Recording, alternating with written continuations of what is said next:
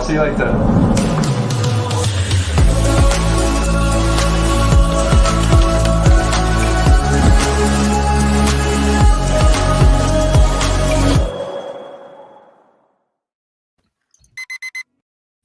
Good afternoon.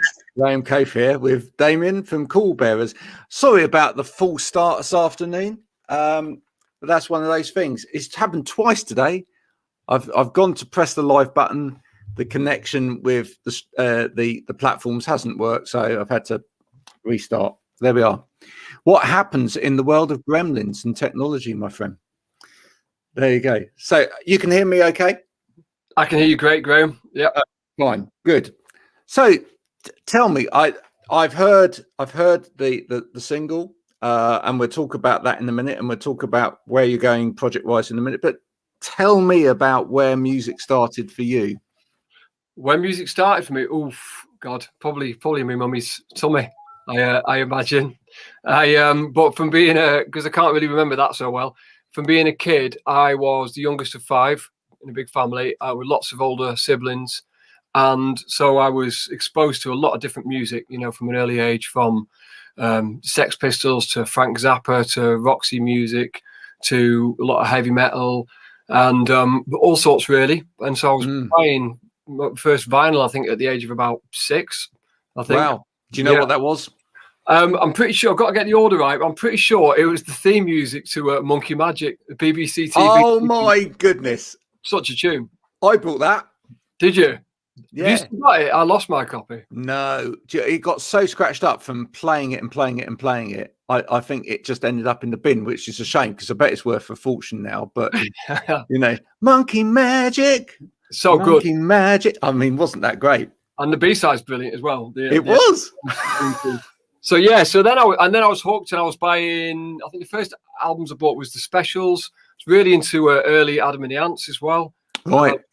And then it kind of grew from there. And I guess instead of picking up an instrument, my early interest was probably the kind of the social tribal aspect of it. You know, that thing that if you know, as you know yourself, you know, in those times, people really identified clothing wise, culturally, with the music they were into, whether it was, you know, mods, rockers, etc., new romantics. So I think the cultural aspect of it all really excited me. And a big influence for me was a lot of the Manchester bands. My brother was a drummer in bands around Manchester. So then bands like Joy Division and then New Order, A Certain Ratio were big influences. And then I'd say, you know, I'm skipping, but then a big thing for me was the acid house movement. It was like electronic music and hip hop, and that was happening on my doorstep. I grew up in Blackburn. So from the age of 15, I was, you know, getting into warehouses and, you know, with the acid house scene, then the illegal party scene. And that kind of has led me on a musical path that has, you know, undertaken sound engineering, creating electronic music, singing and writing and performing with bands. But also working was DJing in there as well, if you were into acid house? It has gone more later, to be honest. Yeah, at that time, my inspiration was I had mates who took to DJing straight away, and they were great at it. I wasn't that great at it initially, but I was my interest was trying to create original stuff. How can we make stuff, you know, from scratch? And you know, and that's led in so many paths, and with travel, you know, an interest in music and in different cultures all around the world. It's led me into playing Indian classical music with playing tabla, and then exploring solo voice. You know, so it's like the polar opposite really of playing with, you know, a band like Coalbearers, which could be 8, 9, like 10 people live. So basically, I guess my musical journey is just trying curiosity and trying to explore as many different possibilities, because I get touched and inspired and excited by so many different approaches to music. But you know, underpinning a lot of that, I guess, is has been something around, you know, maybe social change and social movements. You know, interested in the power of sound, the power of music to inspire people to bring about for change for the better, hopefully. Were you a Levellers fan back in the day? I wasn't really, no, but I had. No, you weren't. No, I worked with musicians, other people who had been, who understood, were into the levelers and understood, you know, those points of reference a lot better, and their sort of like political perspectives that I resonated with, but I didn't know their music so well. No, I just remember sort of like when they came out, it sort of that same sort of time as some of the other bands you referenced, etc. And it just felt like there was definitely sort of a whole couple of summers of real, you know, youngsters getting involved in sort of like political change, and you know, the first kind of wave of that really, you know, let's see if we can save the world, or save the earth, etc., which hadn't sort of come about before. Yeah, I mean, you know, the power of music and the power that, you know, that can happen through you know, that you know, music being the soundtrack really to some of those movements, that can be hugely inspiring. And you know, I don't think any, you know, sort of important movements really don't have music and art as underpinning them, you know, because ultimately I think we're musical beings, aren't we? So we resonate with movement and music and dance and expression. You know, we need it. So yeah, it makes sense that that's the soundtrack to social change. Yeah, and you say before we came on air, you said that your own music, even with the Coalbearers, it can be quite different every time you approach a different track. You can it can be wherever you are in that place, if you like, mentally at that time. That then it sounds different. So for you, is the music the springboard in each of those instances, or is it thinking about things like change or you know, a movement of social movement first and foremost, or community first? I think it's a really good question. I guess it's, yeah, how do songs come about? How do the ideas come about? And they're never, so far for me, they're never a thing where I'll consciously think, you know, I want to write about this thing.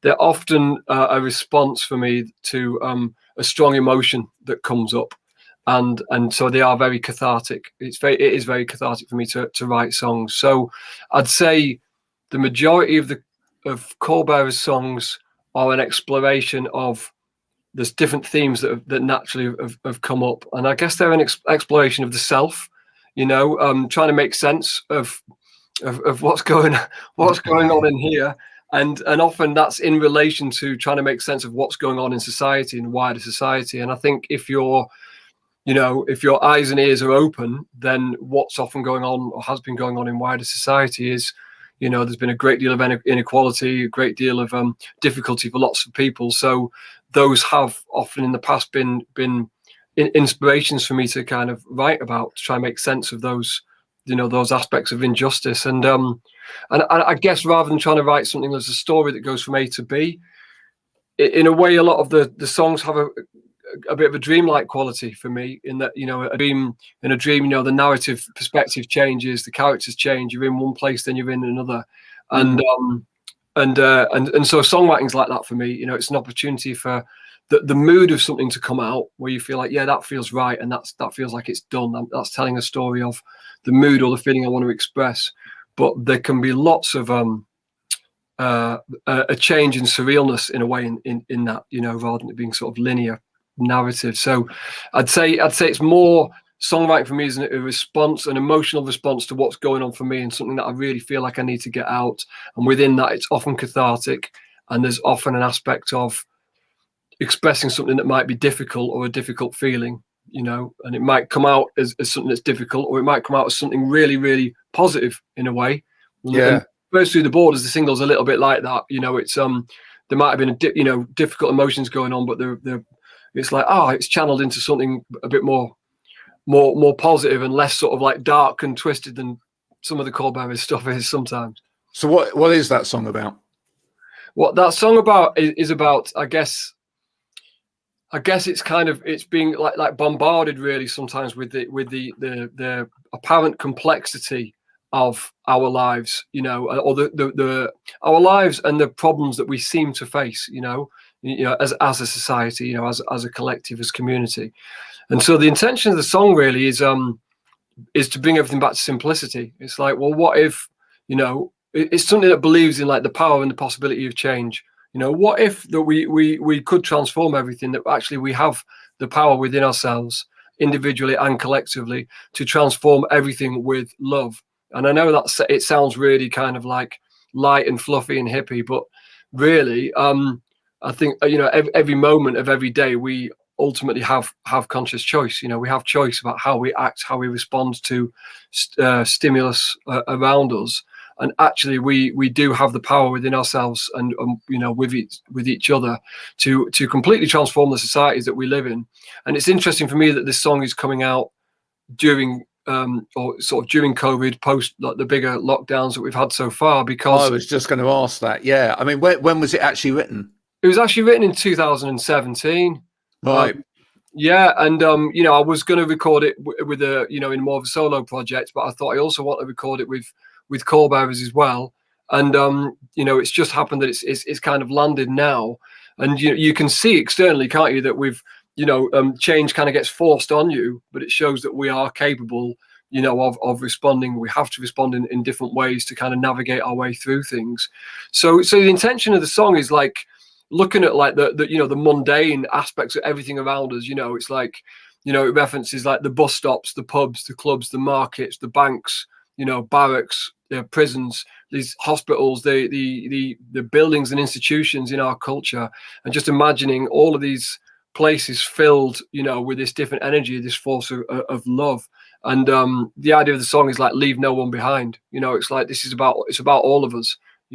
When we live in societies where so many people get forgotten about, the intention of the song is that everyone's part of this. Everyone can be part of a beautiful revolution that transforms the world that we live in. And even if none of that happens at all, it's like, well, why not imagine that? Why not write about it? Why not express it as a song? Because if we can write songs and we can talk about mythology and we can talk about things from the past, or why not try and bring it into being by singing about it, even if your immediate surroundings are telling you something different. So that's yeah. Did you get a sense of that at all during this pandemic? From in terms of, I mean, I certainly, from my perspective, felt that in the sort of first lockdown, there was a definite sort of change towards unification and people trying to work together and common cause, and people were certainly reaching out to each other a lot more than people actually knew their neighbours, who they hadn't done for years, etc. And sadly, to some extent, that's sort of disappeared as we've moved through the periods of this pandemic. But did you kind of sense that hope in there for a while, and then see some change? I did, and I still do. This is the kind of the sort of like the great contradiction, isn't it? I guess it's the great cosmic joke of our existence, is that like you experience it all at once. So I experience like great hope and like an ultimate sort of pessimism at the same time. Yeah. You're constantly feeling examples like internally and externally that kind of give you reasons for both of those. So it's interesting you said about the neighbours, because we had some of my response and the things that brought me the most kind of solace at times were the really grounded experiences, like, okay, well, what's immediately happening around us, and the connections that we had with neighbours, people who lived in the streets around us, clearing up the area behind. So we had this, improving a communal area where all the kids played, and the way that neighbours got to know each other and supported each other was really amazing. So that felt really good, and I've seen and heard of so many kind of acts of kindness and solidarity, and people extending themselves for others, and really touched by that. And at the same time, I've also experienced huge polarity, you know, and really seeing the ways that we can be very polarized, you know, in our opinions, our impressions of each other, very divided within social media, you know, politically and in other ways, very opinionated, you know. We're all experts about lots of things that we probably don't really know that much about. Yeah. So that's it's all kinds of everything really. But I do think for some people, even though we're coming out and like you said, things might kind of go back to you know, the pace of how things were before, and a lot of people are clamoring for a return to maybe how their lives were. You know, in some of the work that I've been doing recently, I've been talking to people who've said, no, this has really changed me, and you know, I'm finding a different way to do things in the future, and I want to take things quite slowly. And I think there's been a lot of gratitude at times, you know, in the when we can do, when we're able to. And it's been really, really hard for a lot of people. But having that gratitude about the smaller things that go on in your life when you're not herring all over the place at 100 miles an hour is a really big lesson, isn't it? It's one that I've, you know, taken a lot of. Talking like I was earlier about that you know, being a teenager, and you know, that period of time when we kind of believed in change, and I guess for me it may have started with Live Aid. You know, quite often talk about Live Aid. Was an amazing thing to live through, and actually quite naive in a way. The whole thing was a little bit naive in terms of, you know, we raise money and we can, you know, we can feed the other side of the world. And I think most of the people involved with that, whilst the effort was great, you know, it was learning after that that it was a much bigger political change that needed to happen in order to, you know, break down third world debt, etc. And, you know, you can never feed the third world with the small amount of money you donate. It has to come from, you know, countries actually giving up their wealth. But that period then, which felt like an immense period of change, and you know, we could do something. There was certainly a feeling of that has come back through this pandemic, and that, you know, we can make these changes, etc. And I think people will hold on more than some people will want them to that feeling of, yes, we can make a difference, and yes, we can live in a different world. And I think we're seeing that already. I don't really want to talk about my part of my work, but, you know, just listening to some of the sort of leaders in business who have you know, been shouting down at people and saying, no, you will come back to the office, and their workers going, well, no, we won't. You know,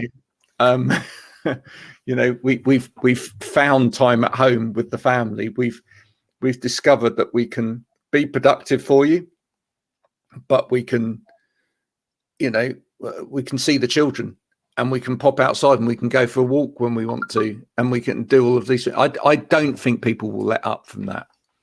I think it's really interesting, isn't it? Like the word, you know, the word that comes up for me has come up throughout this pandemic is balance. You know, and that's the thing that you're always kind of trying to achieve in life. And usually, like, the problems that we have are when we're out of balance, you know, in one way or the other. And it's a constant thing to kind of be back on that tightrope and trying to put one step out the other. And you know, that's the thing, isn't it? People realize and go, oh, hold on, there's more balance if I do less time doing this. I need more of this in my life. I need more time in nature. I need more time doing things that sustain me. You know, and maybe, you know, the hope is that might lead us to, you know, into a more sustainable place in terms of, like, you know, our actions, our activities, our impact on the planet. Who knows? It might not go that way, but no, I think it will. And you know, it came up in my last interview earlier today, and we were saying it's not actually even about, because that's become quite an old terminology now. It's not about work-life balance either. It's about life balance. It's about balance, full stop, in life. And I think people have stopped, slowed down, reflected, understood that, and you know, are beginning to understand, okay, you know, and for many people as well that I've met, and it's a, you know, that's a great thing in terms of the arts, you know, unfortunately, musicians, haven't been able to go out there. They haven't been able to. We haven't been able to escape and see musicians.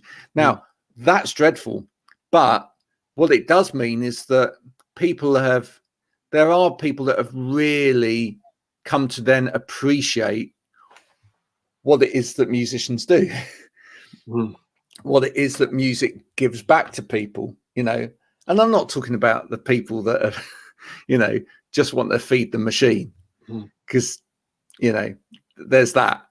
But I'm talking about people that, have missed that kind of sociality that goes with going out and seeing music, missed the family and the community that goes with arts and music, etc. And that hasn't happened. And I think, that's actually made a lot of people stop and think about their own lives as well, and think, well, actually, I'm going to pick up a guitar because I used to, or I'm going to paint because I used to, and I'm going to put a bit more of my life over into that. And if I can get more of my play into what I love doing, and I might even make less money out of it, but I'm going to do a bit more of this, then so be it. That's a really interesting point, isn't it? Because, like, I think as soon as you encourage or people have the time to reflect and allow some of their own creativity. Everybody's creative, we're creative beings, and that can come out in different ways for different people.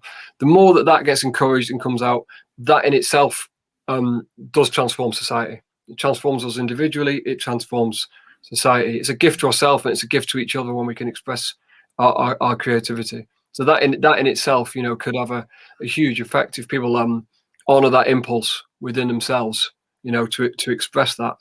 I think it's a brilliant thing. That's a great thing. So tell us about Coalbearers. When did you meet this bunch of people? This ragtag bunch of people. So Coalbearers really came out of a housing estate in Manchester in an area called Hume, which has a very rich history of music and culture. A lot of links to factory records early on, and a lot of links to amazing music that came out when it was like a deck access estate where lots of people didn't want to live, and lots of students and punks and hippies, musicians, artists moved in, and so many amazing sort of musical movements came out of there, and also writers, photographers, etc. And all of that kind of got bulldozed, and then there's been different incarnations of Hume over time, and it's still an amazing place, and I still live very close to there. But I used to live on a housing estate there called the Red Bricks, and it was full of a lot of activists and artists and musicians at the time. And a group of us met and really liked each other's music, and we created this collective called Single Cell.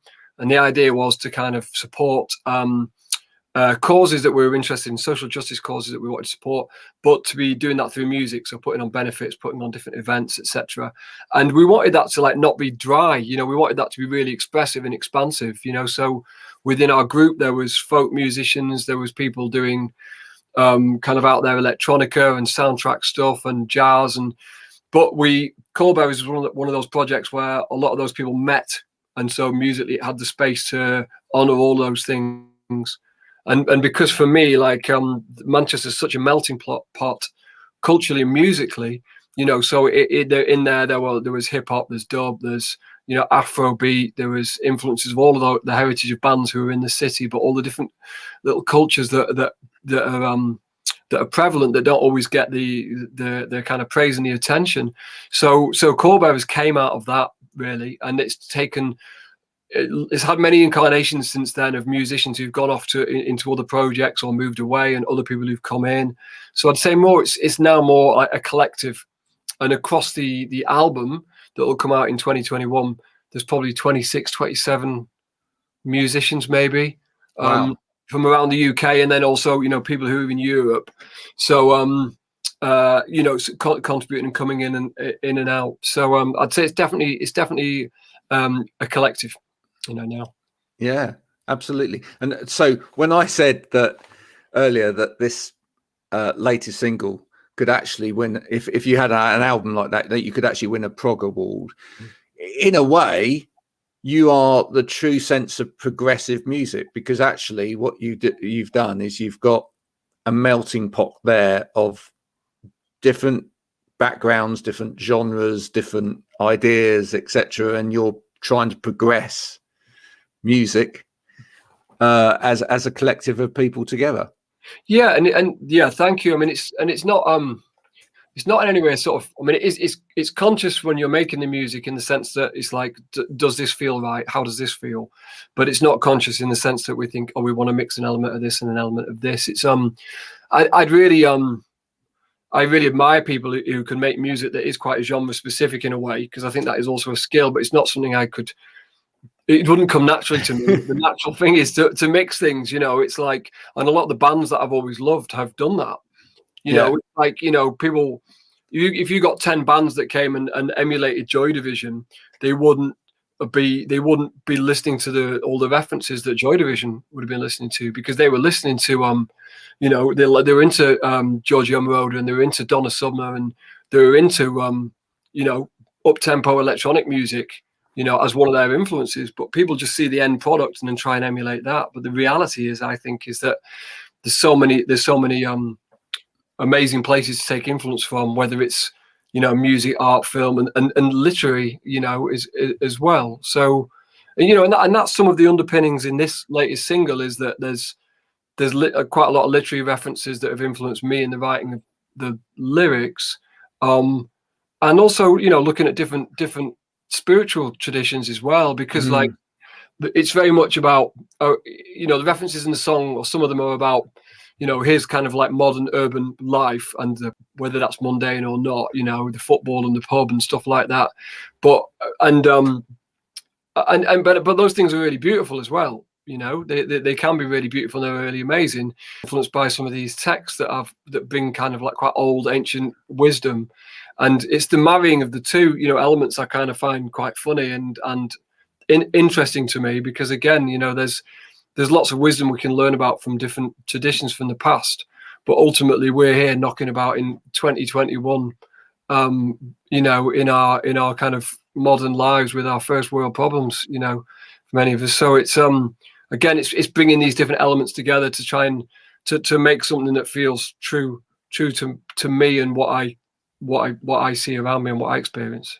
Now, you don't have to name anybody, because that would be dreadful, and all publicity is good publicity after all. But do you then get frustrated ever when you read a review of your music, if someone likens it to something in particular, or, you know, says, oh, it sounds a little bit like this? Do you struggle in that way a little bit with that? It maybe depends on the reference. Sometimes you'd be really, really pleased.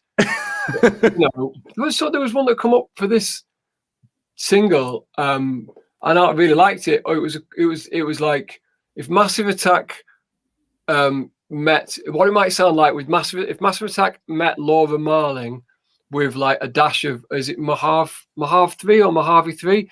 Yeah. I didn't know them as a band, so I looked them up and thought, oh, they sound quite nice.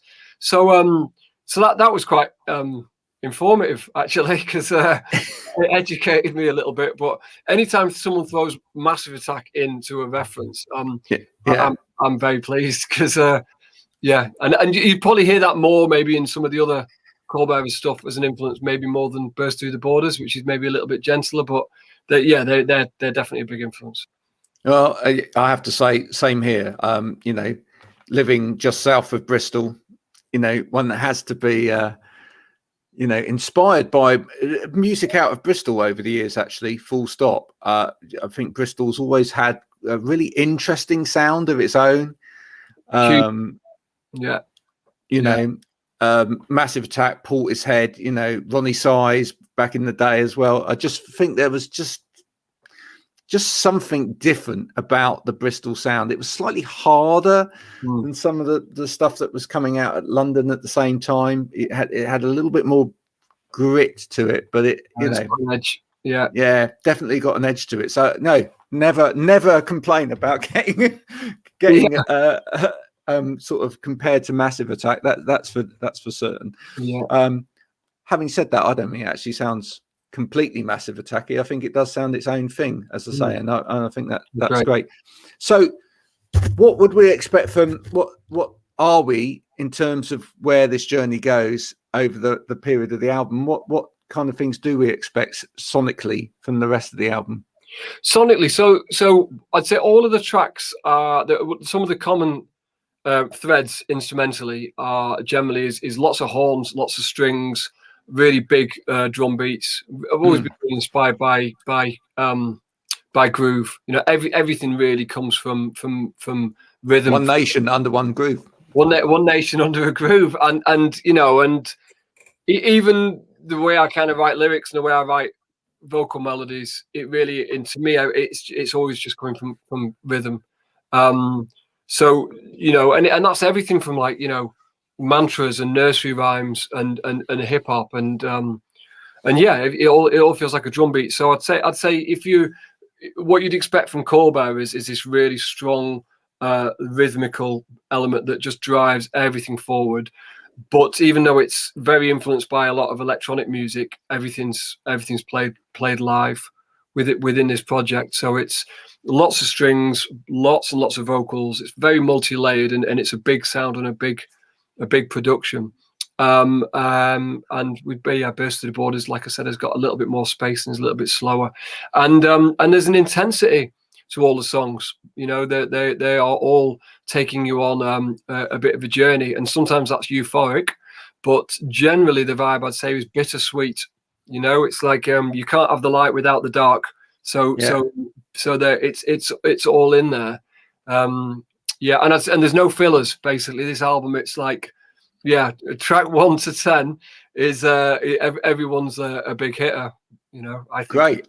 Intense. So you just got to make the time to listen to it when you're listening to it. It's not one where you can do this generation thing of 10 seconds and then skip to the next track, which is dreadful. Does that drive you mad? I mean, it drives me absolutely insane that people listen to music like that.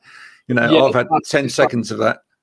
Yeah, it's kind of an inevitable aspect, isn't it, of the way that we interact with technology and our perception of time, that we want to skip and move through, you know, because we're constantly giving our attention to something, you know, that's data related.